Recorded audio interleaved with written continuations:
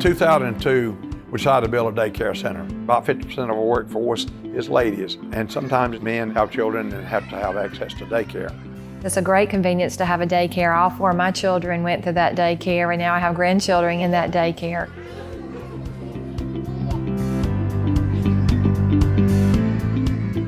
From babies up to 6th grade are there, and of course the meals are provided daily. They learn what they need to be prepared to start pre-K or kindergarten.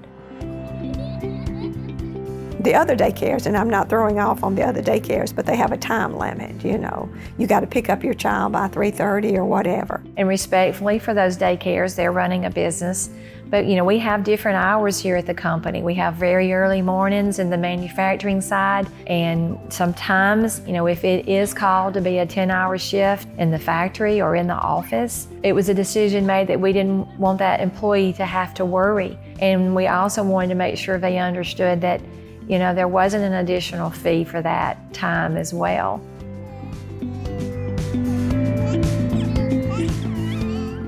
Before it opened up, and we started talking with Gina Grogan, who actually worked at a daycare where my children stayed in Lineville. There's been 2 managers over there at the daycare, Miss Gina and Miss Rosa, and they have been there since my children were young, and that's been, you know, 15 plus years. It was really exciting to know that when you came to pick up your children, they wanted to go home with Miss Gina and Miss Rosa sometimes. That meant to me that they really loved them and showed the love to them. When your child wants to go on home with your daycare employee, you know you've got some really good staff there that are really taking care of your children.